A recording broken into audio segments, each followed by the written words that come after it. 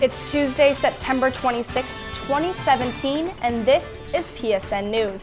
White supremacist flyers have once again cropped up on University Park bulletin boards, and we have all the details coming up. We'll also bring you the latest on student efforts and donations to aid Hurricane Harvey and Irma victims. Stay tuned.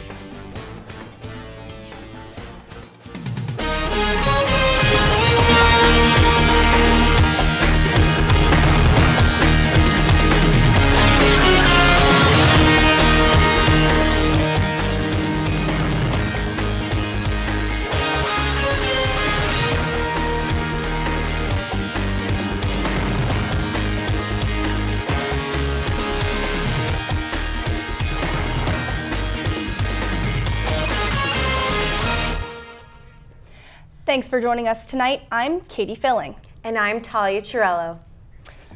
Penn State President Eric Barron made a statement about his opposition to the Identity Evropa group that has been posting white supremacist flyers around campus. Although the university cannot remove the posters because they uphold free speech, Barron wants it to be clear that racist ideology will not be supported.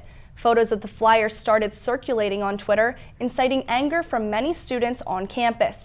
According to the Daily Collegian, one student has received 823 signatures on a petition for Barron to denounce the Identity Evropa group.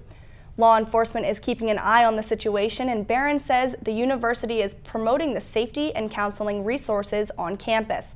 Barron emphasized that hate groups have no place in the Penn State community. The annual NitneyCon is coming to State College this Saturday and Sunday. The event will showcase the traditional aspects of a comic convention, including panels and vendors cosplay. General one-day admission is $10, 2-day is $15, and VIP access is $75. VIP members will also be able to have a dinner with this year's special guest, Chris Claremont, a writer for the X-Men comic series. Apart from the comic-related activities, a heroic beard contest kicks off at 2 p.m. on Sunday. Various costume competitions and contests will be ongoing throughout the weekend as well. 40 retailers descended on downtown State College this weekend for Pop Ave. Reporter Samantha Rank takes us through the popular flea market, which was created by Penn State alumni. I'm Samantha Rank reporting for Penn State Network News. Today I'm at Pop-Up Ave and I'm excited to give you guys an inside look into what the event exactly is. Pop-Up Ave is an outdoor flea market that features the trendiest vendors from across Pennsylvania. The event was held in downtown State College on Saturday, September 23rd. I started getting into making handmade pottery in college. I went to school for art education and fell in love with clay, so much so that it kind of deterred me from wanting to teach a little bit and keep making more handmade products that people can connect to. So I'm actually from Lewisburg, PA, and I have a friend who owns another a store there, and they also came here, I guess, for the first one, and that's how I initially got involved with Pop-Up Ave through seeing other vendors who actually are here too. So I've been a graphic designer for about 16 years, and just put them on t-shirts to see how it goes. They're kind of like billboards, you know, for your artwork. You travel. I was approached by Andrew, the guy in charge of Pop-Up Avenue, and asked me to come here. So I'm from Harrisburg, so it's a real pleasure to be here at State College.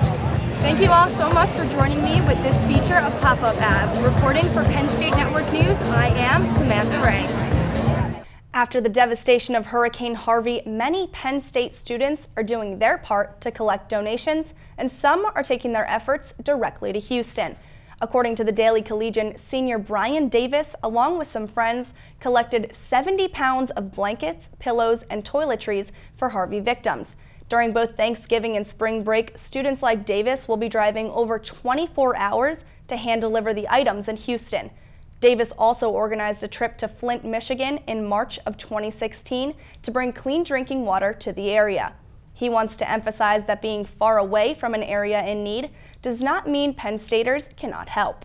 Penn State students using the food delivery app Order Up were surprised this weekend to be directed to a new service, Grubhub. Since September 14th, Order Up changed to Grubhub in 27 cities nationwide. That was after Groupon bought and partnered with Order Up for $69 million. Some students were not receptive to the switch. State College restaurants such as Five Guys and the Corner Room that used OrderUp as a delivery service are not appearing on Grubhub. Potentially higher delivery fees for Grubhub's online service are worrying some students. However, Grubhub does offer a feature that estimates how long the food will take to reach its intended location. It is up to the students to decide if it's worth it. Last Friday marked an evening of celebration among Penn State community members for Hispanic Heritage Month. Reporter Laura McKinney and George Garcia were on hand for food, music, and inspirational speeches. Hispanic Heritage Month was celebrated on Friday in the Hub. Students, faculty, and community members were in attendance to be a part of the night. The event was sponsored by the Office of Educational Equity and featured guest speaker Denise Frothman, who is a poet, performer, and educator in the LGBTQ and Latinx communities. President of the Latino Caucus, Jorge Zurita Coronado, touched on the event. So we're here at the Penn State Hispanic Heritage Cultural Night. It's one of our big events to kick off celebrating Hispanic Heritage Month here at Penn State.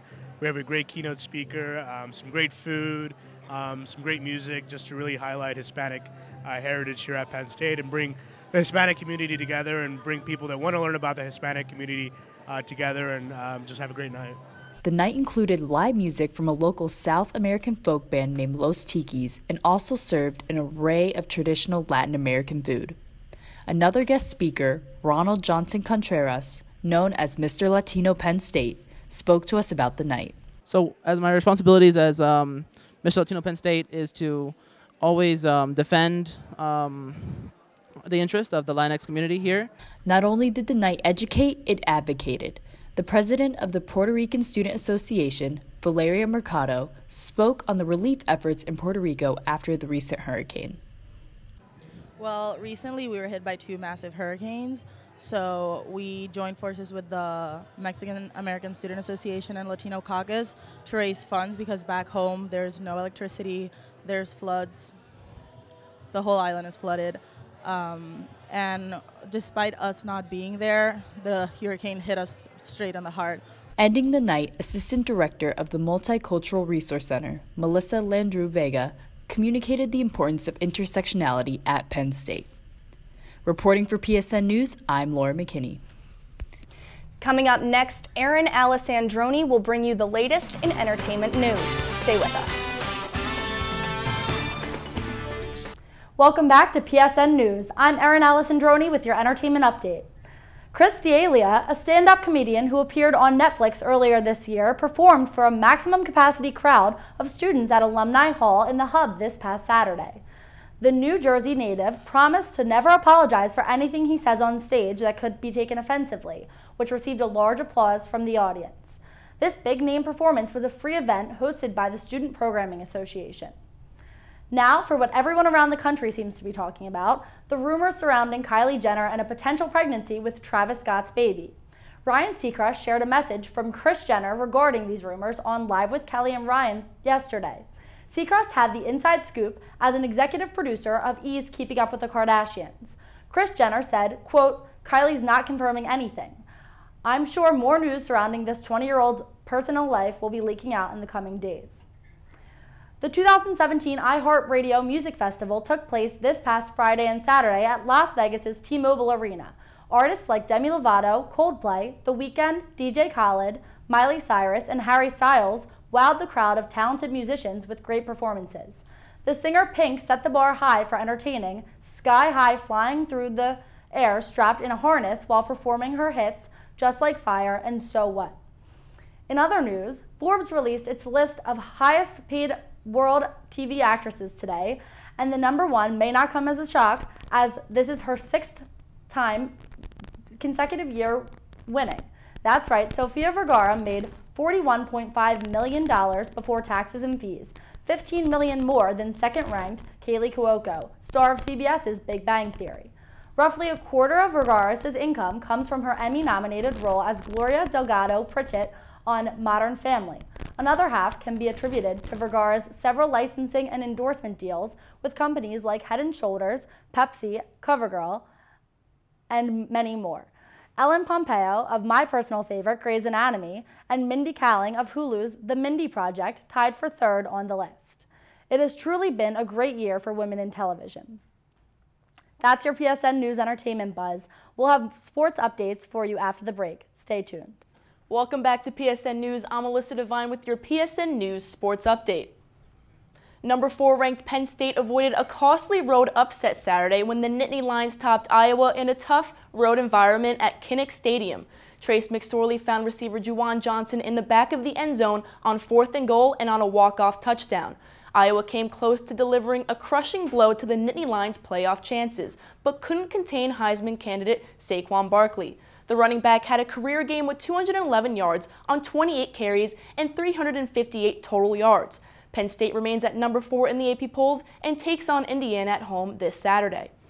The other reigning Big Ten tournament champions, the Penn State men's hockey team, entered the 2017-18 season with the USCHO preseason ranking at number 10 for the first time in history. The previous 5 seasons, the Nittany Lions began their campaign unranked in the preseason poll. But it's no surprise to Hockey Valley fans. Penn State hockey finished last season ranked number 8 and was ranked as high as number 1 in the poll. Last year, Penn State began its season with an exhibition game against Ottawa at 3 p.m. this Sunday before traveling to Clarkson on October 6th for opening weekend. On Friday, while speaking at a rally in Alabama, President Trump criticized NFL players who choose to kneel during the national anthem. On Sunday, players and teams across the league decided to defend the free speech and kneel during the Star-Spangled Banner. The Pittsburgh Steelers chose to not participate in the national anthem at all and stayed in the tunnel except for one. Left tackle Alejandro Villanueva, former Ranger and West Point graduate, visibly stood outside the tunnel at Soldier Field with his hand over his heart. The Steelers not only didn't show up for the anthem, they also didn't show up to play. They fell to the Bears 17-23. That's your PSN News Sports Update. After the break, Haley Staub, the THON Public Relations Director, will join us to discuss the final canning weekend that just took place. Hello and welcome back to PSN News. Tonight we have Haley Staub with us, the THON Public Relations Director. How are you doing tonight, Haley? Thanks for joining us. Thank you for having me. So this weekend was the last and final canning weekend ever. How did it go? It went well, and first and foremost, it was successful because all of our volunteers were able to travel and return safely to State College this weekend, and that's obviously our #1 priority when we have our volunteers on the road. But I guess it was also successful in that it gave the volunteers ability to travel and spend time with their Four Diamonds families and also help spread awareness for THON all across the Northeast. We had people canning, so it was successful in those areas as well. Yes, so exciting. So talk a little bit about the phasing out of canning. You know, what other fundraising efforts can we expect to see this year? Sure. So the THON Executive Committee is always receiving information from various fundraising opportunities, businesses that reach out to us trying to market their product and looking at and constantly vetting like what would fit the THON fundraising model. We're very unique in that we have the yearly turnover and that we are student volunteers. So we look for opportunities that are fitting to our organization, and one in particular that we're very excited about that will be become live in October, so very soon, is Donor Drive, which is actually a new peer-to-peer fundraising platform. So what it does is it gives individuals and organizations the ability to create their own individualized fundraising page online. And then they're able to personalize that so they can add their story, why do they THON, they can add photos and videos, talk about their family that they're paired with, and then also it gives people the ability to give directly to them. So your grandma and your mom can go to your page and even leave a comment when they donate, and it will track your fundraising goals. So this is a new way of fundraising, very digital and innovative, doesn't matter where you are. So we're very excited about this one in particular, this opportunity. I bet, that sounds really great. And tell us a little bit about how you all came to the decision to phase out canning. Sure, so I think one thing that is kind of a misconception is that the conversation about fundraising safety and canning safety actually started the whole way back in the 90s, and when we started to realize that organizations were becoming heavily reliant on canning as their sole fundraiser, making up their totals. So that was this has been an ongoing conversation looking at the safety of it. And it wasn't until like in August of 2016 was when the decision was announced. Okay. But really, it was a long time coming. Right. And many executive committees were in discussion about the decision. Right. Great. Well, unfortunately, that's all the time that we have for tonight. But thank you so much, Haley, for joining us. And we'll have more coming up after the break. Just 2 weeks after Hurricane Irma ravaged the Florida Keys, the first group of tourists arrived on a cruise ship on Sunday. According to USA Today, Empress of the Seas brought 880 passengers to the area where a Category 4 hurricane ripped through the town. Passengers were given the option to take the cruise at a later date this year, but many still went. Key West Mayor Craig Cates said he was struggling to find the right time to bring tourism back to the area, but he says the boost of tourist dollars will benefit the whole region. Residents of Arecibo, Puerto Rico have had no contact with the outside world in 4 days after Hurricane Maria barreled through last Wednesday, destroying many homes in its path. Arecibo is about 80 miles west of San Juan and was one of the last populated cities Maria destroyed before leaving the island, causing floodwaters to rise up to 10 feet in some areas. Residents are experiencing the worst of the Hurricane Maria's aftermath. The town is out of reach from aid and supplies being delivered to San Juan. Residents have cleaned out their homes and are waiting for the power to be turned on. FEMA is currently working with Puerto Rican government officials and residents to assess the damage caused by the tropical storm. The war of words continues between President Trump and North Korea after Foreign Minister Ri Yong-ho called out Trump in a speech at the United Nations.